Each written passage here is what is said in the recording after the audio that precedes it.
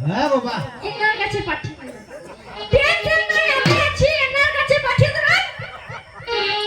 এনাকে 3 বার ফু দিয়া করাবো যদি ছেলে না হয় এই চেলা কাটে করে বেরি বেরি চামড়াকে তুলে দেব হ্যাঁ বাবা বাবা আমি আছি টেনশন নেই